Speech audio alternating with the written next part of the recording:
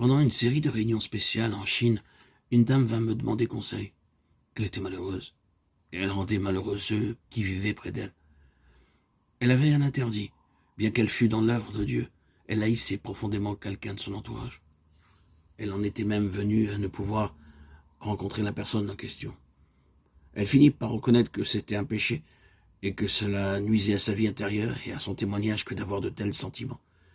Elle essaya d'avoir la victoire graduellement. Elle invita donc cette personne à dîner, espérant par devers elle que son invitation ne serait pas acceptée. Était-ce une victoire complète? Ensuite, elle en vint à dire qu'elle ne haïssait plus, mais qu'elle se sentait incapable d'aimer. Elle fit un pas de plus et se résolut à pardonner. Mais sans arriver toutefois à oublier, elle n'avait pas encore la victoire. Elle ne l'eut que le jour où Dieu, qui est amour, prit possession de son cœur tout entier. Peut-être y a-t-il quelqu'un qui dit « J'ai expérimenté par moments cette libération extraordinaire », mais elle n'a été que transitoire. Pouvons-nous vraiment avoir sur terre la victoire constante sur tout péché conscient? Si donc le Fils vous a franchi, vous serez réellement libre, Jean 8, 36. En effet, la loi de l'esprit de vie en Christ m'a affranchi de la loi du péché et de la mort, Romains 8, 2. Jésus est mort sur la croix du calvaire pour nous affranchir du péché. Afin que cet affranchissement soit permanent, il nous a envoyé son Saint-Esprit qui doit habiter en nous et nous diriger. L'homme charnel est sous la puissance de la loi du péché, mais il existe une autre loi, celle de l'esprit de vie. Et lorsque le croyant s'y soumet, il est affranchi de la loi du péché et de la mort. Là est le secret de la victoire, sur tout péché conscient. Connaissez-vous cette victoire-là? Cette vie est de plus en plus conforme à celle de Christ.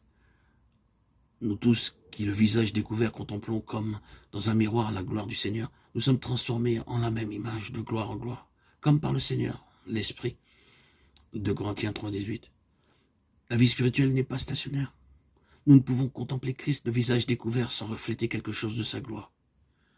Mieux nous le connaissons, plus notre communion avec lui augmente, et plus nous devons lui ressembler. Un jour, je voyageais sur le Yangtze à l'intérieur de la Chine. Il venait d'y avoir un orage et le soleil sortait brillant des nuages.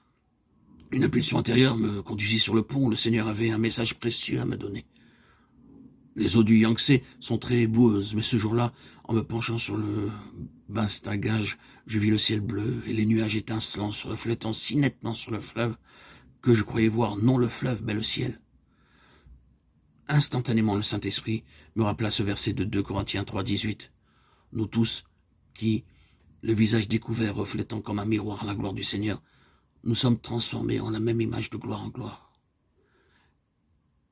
Et il me dit, par toi-même, tu n'as pas plus d'attrait que l'eau de cette rivière, mais quand tout ton être se tournera vers Dieu, que rien de toi ne se dérobera à son regard,